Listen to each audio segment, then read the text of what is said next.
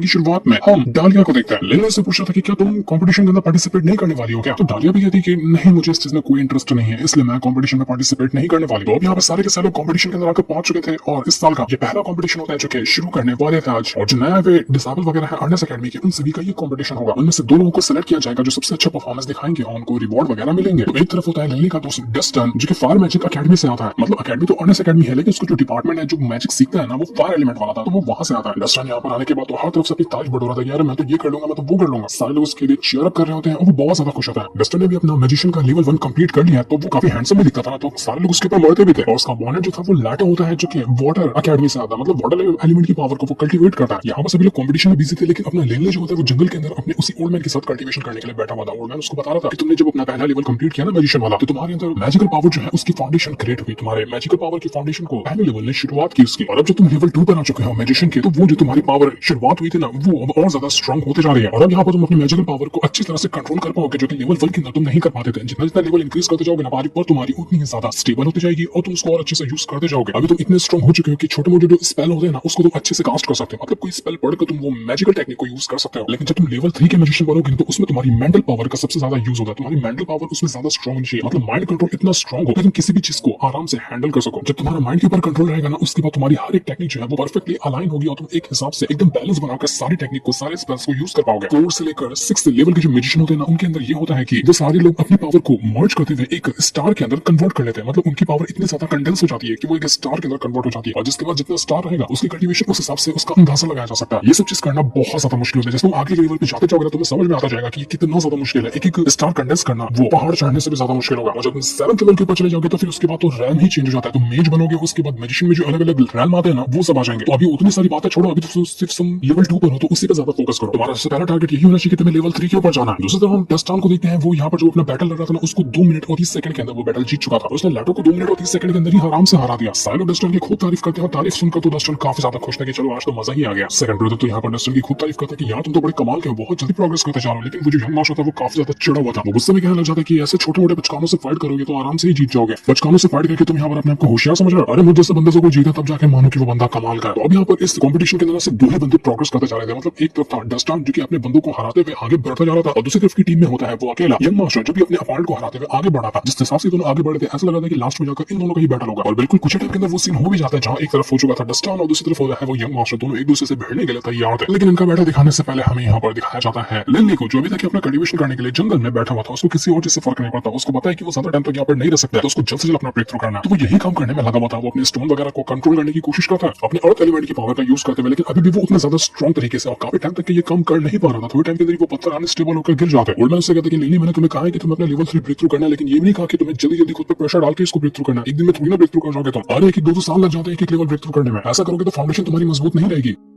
तो लेनली कहता है कि बात तो आप सही कह रहे हैं, लेकिन मेरे पास दूसरा रास्ता भी तो नहीं है ना। वो जल्दी जल्दी वापस अपनी प्रैक्टिस करने लग जाता है। उसको किसी भी हालत में जितना जल्दी हो सकता है उतना जल्दी ब्रेक थ्रू करना था। तो अब हम यहाँ पर कुछ टाइम बाद का सीन देखते हैं जहाँ पर लेनली के जितने भी दोस्त लगे थे वो सभी अपना कमरे के अंदर बैठे हुए थे, जहाँ डस्टान तो अपनी तारीफ करके सुना रहा था कि यार मैंने ऐसा बंदूक हराया, वैसा बंदूक हराया। ऐसा लग रहा था कि इसका और यंग मास्टर का जो फाइनल होने वाला था वो बाद में होगा। तो आज के राउंड तो खत्म हो चुके थे, इसलिए डस्टान अपनी तारीफ करने में लगा हुआ था। वो कहने लग जाता कि मैं तो लेवल 2 का मैजिशियन बस अब बनने ही वाला हूँ। इतना सारे बंदों को हराया तो कुछ टाइम के अंदर मेरा ब्रेक थ्रू होना कंफर्म है। तो ऐसे ही वो अपनी तारीफ बटोर रहा था। बाकी उसके दोस्त भी यहाँ पर कह रहे थे कि यार कितना तू खुद पर घमंड करता है यार, बस कर दे। तेरी तारीफ सुन सुनकर हमारे कानों में दर्द हो गया। हम मान गए कि यहाँ तो बहुत ज्यादा कमाल का तेरे सामने कोई नहीं दिख सकता, लेकिन आप तो शांत हो जा। यहाँ पर ये सारे लोग आपस में बातें कर रहे थे कि तभी वहाँ पर दरवाजा खुलता है और लिली थोड़ा उदास होकर अंदर आ रहा था। थोड़ा तो नहीं, वो कुछ ज्यादा ही उदास होता है और आने के बाद कहता है कि मैं घर आ गया। डस्टान उससे कहता है कि अरे मेरे यार लिली, तुम वापस आ गए। देखो मैंने तुम्हें पहले भी कहा ना कि खुद पर कितना प्रेशर डालोगे यार, तुम पागल हो गया। थोड़ा आराम भी कर लिया करो। दिन रात खाली तुम प्रैक्टिस से करते रहते हो। थोड़ा आराम करो, थोड़ा सुकून करो, तभी जाकर तुम आगे कल्टीवेशन अच्छे से कर पाओगे। इतना प्रेशर मत डालो खुद के ऊपर। ये भी कहने लग जाते कि हाँ ये डस्टान सही कह रहा था, मैं अपने काम को, अपने कल्टीवेशन को, बाकी चीजों को भी एकदम बैलेंस करना चाहिए, तभी जाकर तुम अच्छे से सर्वाइव कर पाओगे। वरना एक ही चीज पे सारा फोकस लगा दोगे तो ये तो दिक्कत वाली बात है, तुम्हें खुद आगे चलकर परेशानी होगी फिर। लेकिन तो कुछ भी नहीं कहता और वही सोफे पे जाकर वो सो जाता है कि यार मैं बहुत थक गया, मुझे और परेशान मत करो तुम लोग। उसके दोस्त परेशान हो चुके थे कि यार लिली को हो क्या गया, ये क्या करता है, इतना ज्यादा थक जाता है, इसको खुद की फिक्र नहीं है। लेकिन फिर भी यहाँ इसकी फैमिली के पास उतने रिसोर्सेज भी नहीं है। ये आता तो अच्छी फैमिली से, लेकिन इसकी फैमिली की कंडीशन अच्छी नहीं है कि वो उसको महंगे महंगे रिसोर्सेज लाके दे जिसकी वजह से वो ब्रेक थ्रू कर पाए। इसने खुद के दम पर लेवल 2 को कंप्लीट किया, वो भी इतना जल्दी। तो हम मानते हैं कि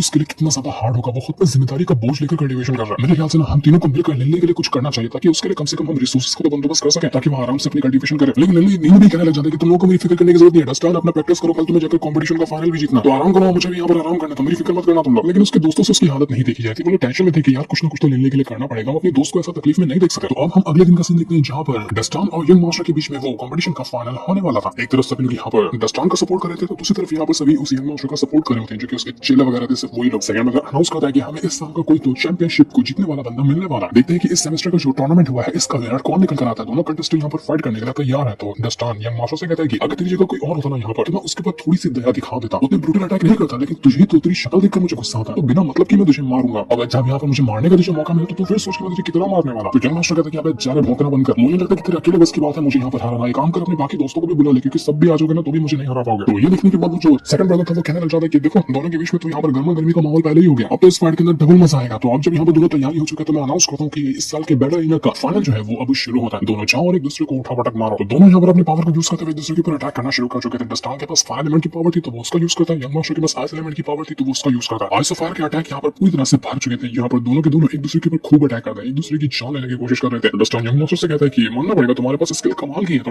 यंग मास्टर से कहता है कि तुम मुझे ही बात करो, बल्कि मुझे तुम्हें कहना चाहिए कि तुम्हारे पास भी कुछ ना कुछ स्किल है, जो तुमने मेरे आइस एलिमेंट के अटैक को आसानी से रोक लिया, वो कमाल कर दिया तुमने, लेकिन मेरा शुरुआती अटैक था, अब देखता हूँ कि तुम क्या कर सकते हो, क्योंकि नेक्स्ट टाइम तुम उतने ज्यादा लकी नहीं रहोगे जितना कि अभी तुम लकी थे। वो वापस से कई सारे अटैक करता है उस डस्टान के ऊपर, उसके बाद जितने भी अटैक थे वो सारे के सारे अटैक को यूज कर लेता, किसी भी हालत में वो डस्टान को छोड़ने वाला नहीं था। तो डस्टान कहता है कि तुझे क्या लगता है कि तू मुझे बच्चा समझ रहा है कि कोई भी अटैक करेगा मैं हार जाऊंगा, कभी भी नहीं, मैं तेरा गेम बजा करूंगा। वो तुरंत यहाँ पर अपनी पावर को यूज करता है, पावर को यूज करने के बाद वापस से उस यंग मास्टर के ऊपर अटैक करने चाह रहा था, लेकिन जैसे वो उसके ऊपर अटैक करने जा रहा होता है तभी वो जो यंग मास्टर था ना घटिया हरकत कर लेता, वो किसी तरह के सीक्रेट वेपन को यूज करता था कि उसके जरिए वो डस्टान के ऊपर अटैक कर सके, और उसने किसी तरह के चेन के अंदर डस्टान को ट्रैप कर लिया था। ये चीज गलत थी, ऐसा वेपन को यूज नहीं कर सकते, यहाँ पर सिर्फ अपने एलिमेंट की पावर को यूज करना अलाउड था, लेकिन यहाँ पर उस यंग मास्टर ने चीटिंग की थी, क्योंकि उसके नस नस में ही चीटिंग भरी हुई। तो यही करने के बाद वो यंग मास्टर डस्टान से कहता है कि क्या वो बच्चे हवा निकल गई, अब तो तू यहाँ पर कुछ भी नहीं कर सकता, अब तो बन गया ना, अब तो मेरी पावर को टेस्ट करके मेरी पावर कितनी ज्यादा मजेदार लगती है। वो एक के बाद एक करते हुए डस्टान के ऊपर बहुत सारे अटैक करता है, और अब तो यहाँ पर जाहिर सी बात है डस्टान को अटैक लगेंगे क्योंकि वो चेन से बंधा हुआ। तो अब यहाँ पर बहुत सारे अटैक खा जाता है डस्टान। डस्टान की हालत खराब हो चुकी थी, सारे के सारे लोग यहाँ पर यंग मास्टर को चीयर कर रहे थे, लेकिन ये ले और लेन के जितने भी दोस्त वगैरह थे ना वो बहुत ज्यादा टेंशन में होते हैं कि यार डस्टान को तो ऐसे चोट लग जाएगी, ये तो चीटिंग हो रही है उसके साथ, ये तो गलत कर। डस्टान जैसे जैसे अपने आप को बचाने की कोशिश करता है, अपने आइस एलिमेंट की पावर को पूरी तरह से वो एक्टिवेट कर चुका था, वो अपनी पूरी फुल पावर को अनलीश करता है, उस वजह से जिस चीज में ट्रैप था वो कम होने लग जाती है और धीरे धीरे वो खुद को आजाद कर पा रहा था।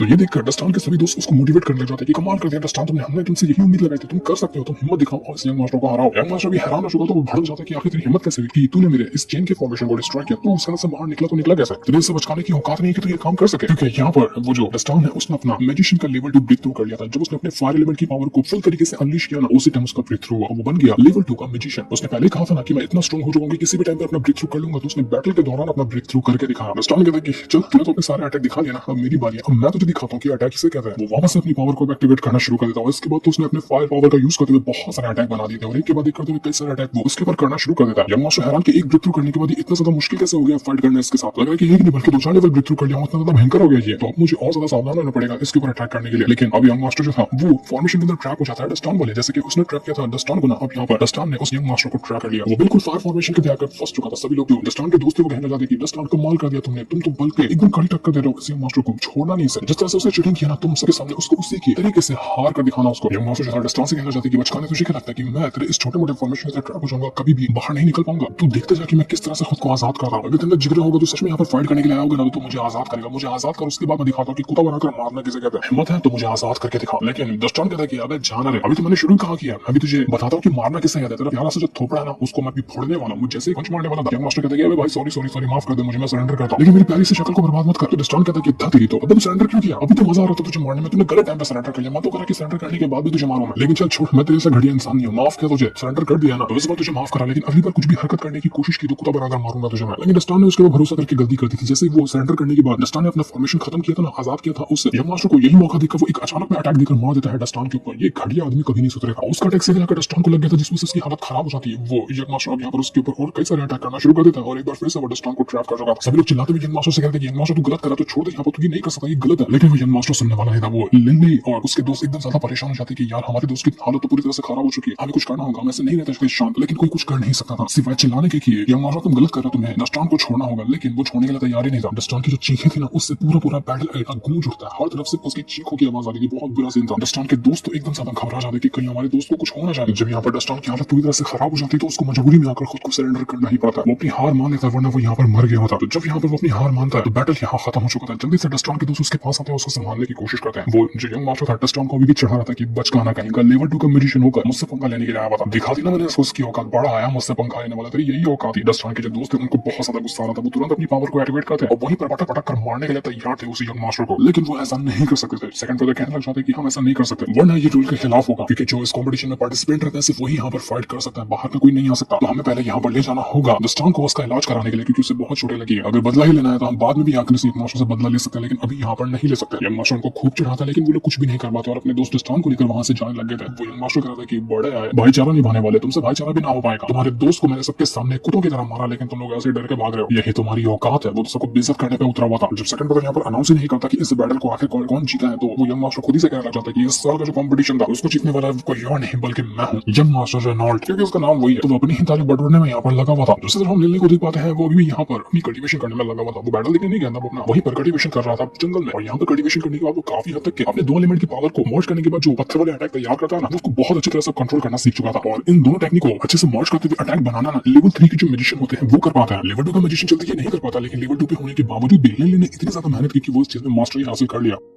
तो ओल्डमैन काफी इंप्रेस होता है लिली से कि यार लिली तुम तो कमाल कर रहे हो, तो बहुत अच्छी बात है कि तुमने लेवल 3 की टेक्निक को लेवल 2 पे होने के बावजूद भी कंप्लीट कर लिया। तो अब यहाँ पर लिली जो था ना अपनी प्रैक्टिस करने के बाद अपने दोस्तों से मिलने के लिए आता है। जैसे वो वहां पर आता है तो देख पाता है कि उसका जो दोस्त डस्टॉन है वो एकदम पागल जैसी हरकत कर रहा है, वो सब चीज को उठा पटक कर रहा है, ढेर सारा खाना भी खा रहा है और गुस्सा भी दिखा रहा है। तो लिली ये देखकर हैरान हो जाता है कि डस्टॉन तुझको क्या हुआ, तू इतना गुस्सा भी कर रहा है, मस्त ठूस भी रहा है खाना, सब ठीक तो है, साथ कुछ दिक्कत वाली बात है क्या तुझे? वैसे कंपटीशन का रिजल्ट क्या निकला वो बताएगा। तो उसके दोस्तों से कहते हैं अरे मत लिली इससे मत पूछना कि क्या रिजल्ट निकला, वरना ये पागल हो जाएगा। वो कंपटीशन को लेकर ही तब से सदमे में। वो डस्टॉन के बाकी दोस्तों से कहने जाते हैं यार रहने देना, ये एक मामूली सा कंपटीशन तो था, तूने सही तरीके से लड़ा, उसको बाकी लोग चीटिंग करेंगे तो रिजल्ट उनके फेवर में जाएगा। तूने सही तरीके से कंपटीशन लड़ा है ना, बस इस चीज पे फोकस कर, तेरा ब्रेक थ्रू भी हुआ तो अभी ठीक ठाक काम कर रहा है, तो सारी बातों को छोड़ो, चला बैठ कर दारू पीते हैं। तो डस्टॉन कहता है कि चल ठीक है, सही करो तुम लोग भी, दारू से बढ़कर कुछ भी नहीं है, सब मिलकर शराब पियेंगे। तो सारे लोग मिलकर मस्त यहाँ पर दारू पीना शुरू कर देते हैं। और तभी वहां पर यंग मास्टर आ जाता है, कहने लग जाता है कि अरे देखो लूजर लोग को लूजर होने के बावजूद भी यहाँ पर एंजॉय कर रहे हैं, पार्टी मना रहे हैं। हारने की कौन सी पार्टी होती है, पार्टी तो जीतने वाला करता है, ये कहां से लूजर लोग पार्टी करने लगे आगे, शर्म नहीं आती क्या लोगों को? तो ये सुनकर ये गुस्सा हो जाता है। यंग मास्टर से कहता है कि तुझको किसने बोला यहाँ पर आने के लिए, तू जाकर अपने दूसरे का पार्टी करना, जो करना है उधर जाकर, तू हमारे बीच में क्यों घुसने के लिए आया? डस्टॉन भड़क जाता है, वो जा रहा था उससे फाइट करने के लिए, यंग मास्टर से लेकर उसके दोस्त उसको रोक लेते हैं। यंग मास्टर से कहता है कि यार मैं तो खाली देखने के लिए आया था कि जिसको मैंने बुरी तरीके से हराया कंपटीशन के अंदर वो ठीक ठाक भी है क्या, या फिर मर मरा तो नहीं गया ना? वो तुम्हें डस्टॉन का हालचाल पूछने के लिए आया था, तुम इतना भी पूछने नहीं दोगे, इतना तो मैं कर ही सकता, साफ साफ तो नहीं कहता, लेकिन वो जले पे नमक छिड़कने के लिए आया हुआ था यहाँ पे। वो कहता है डस्टॉन से कि मेरे भाई मैं तेरी चोटें देख सकता हूँ क्या, कहाँ कहाँ तुझे चोटें लगी, तेरी चोट ठीक हो रही कि नहीं हो रही है? वो एकदम गुस्सा दिला दिला कर बातें कह रहा था। तो इस चीज से डस्टॉन को बहुत गुस्सा आ रहा था, मन कर रहा था कि यही होटल के अंदर ही पकड़ कर वो उसको मारे, लेकिन डस्टॉन के दोस्त वगैरह उसको रोक लेते कि भाई रहने दे, शांत हो जाए, इससे मुंह लगाना कोई मतलब की बात नहीं है, भौंकने दे या भौंका। तब लिली गुस्से में यंग मास्टर से कहते कि मैं तेरा बहुत सुन लिया, जब से अपना मुंह बंद कर ले। तो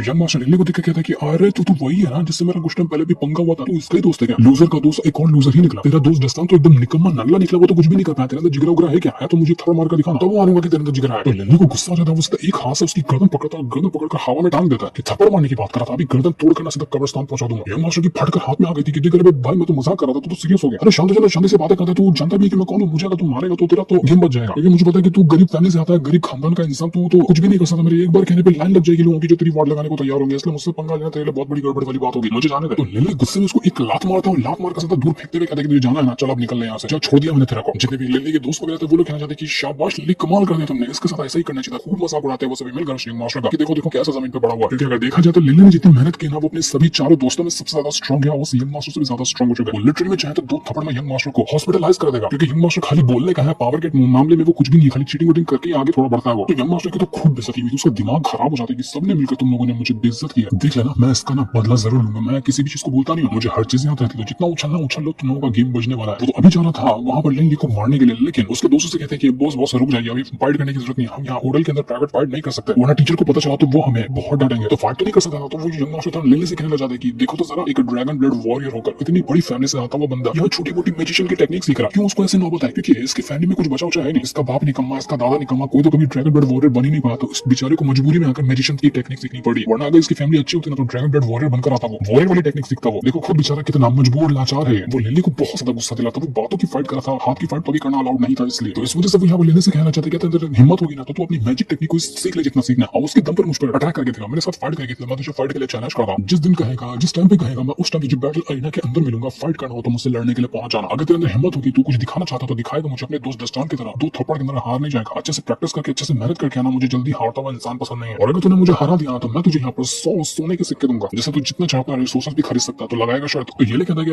भिखमंगा समझ के रखा है क्या हम लोगों को? अबे चिंदी चोर, 100 शर्त कौन लगाता है? हम तो अपने दोस्त लिल्ली के ऊपर 10,000 सोने के सिक्के शर्त लगाते हैं। अगर मेरा दोस्त लिल्ली जीता ना तो उससे फाइट में तो तू 10,000 सोने के सिक्के देगा। मानता है क्या? अगर हिम्मत है तो ये शर्त एक्सेप्ट करके दिखा। वो यंग मास्टर सुनकर हैरान हो जाता है कि भाई इसकी आंख साला 10,000 की कहां से मैं शर्त लगाऊंगा। तो ये लगा कि क्या वो फटकर हाथ में आ गई क्या? जा, तेरे से बच्चों के बस की बात नहीं है, जा घर पे जाकर बैठ जा। तो 150 लेकर ही घूमने वालों में से 10,000 सुनकर तेरी तो बैंड गीली हो गई। तुझे खुद पर कॉन्फिडेंस नहीं, तुझे पता है कि तू लिल्ली से हार जाएगा, इसलिए तो यहाँ तू लगा ही नहीं रहा 10,000 सोने के सिक्के। उस यंग मास्टर के दोस्त कहने लग जाते कि अरे बॉस, हम तो अपने पूरा खानदान बेच देंगे ना तो भी मिलाकर 10,000 सोने के सिक्के नहीं ला पाएंगे। तो 10,000 सोने के सिक्के कैसे शर्त में लगा सकते हैं? आप इस को छोड़ दीजिए और चलते हैं यहाँ से वापस। लेकिन वो यंग मास्टर को तो ईगो हर्ट हो चुका था उसका, इसलिए वो कहते हैं कि ठीक है 10,000 चाहिए ना, 10,000 शर्त लगाने के लिए तैयार हूं मैं जीता तो तू मुझे 10,000 सोने के सिक्के देगा, अगर तू जीता तो मैं तुझे 10,000 सोने के सिक्के देने वाला हूँ। ये शर्त यहीं पर सबके सामने फाइनल होती है। तो लिल्ली कहता है कि अरे वाह ठीक है, फिर मिलते हैं बैटल अरीना के अंदर ही। नेक्स्ट टाइम जो हमारी मुलाकात होगी ना वो होगी बैटल अरीना के अंदर। तो अब यहाँ से लिल्ली और उसके दोस्त वगैरह बिल्कुल स्टाइल से एकदम शान मारते हुए होटल से निकल जाते हैं कि अब हमने इस यंग मास्टर को उसकी औकात दिखा दी। अब तो ये आराम से शर्त भी हारेगा तो 10,000 सोने के सिक्के भी मिल जाएंगे हमको। लेकिन मुझे यंग मास्टर अभी भी बहुत ज्यादा गुस्से में था। वो कहने लग जाता है कि लिल्ली तुझे उस बैटल के अंदर चांस से नहीं मार दिया ना तो मेरा भी नाम रेनॉल्ट ने बहुत उछल रहा, बहुत घमंड कर रहा है ना अपने आप के ऊपर, तुझे तो मैं खुद की तरह हरा कराऊंगा उस बैटल के अंदर। तो बस इंतजार करो उस टाइम के आने का। तो अब देखते हैं कि इस बैटल के अंदर असल में जीत किसकी होती है। वो तो जानने के लिए हमें नेक्स्ट एपिसोड का इंतजार करना पड़ेगा, जिस दिन को दिखाते साथ ये वाला एपिसोड यहीं पर एंड हो जाता है।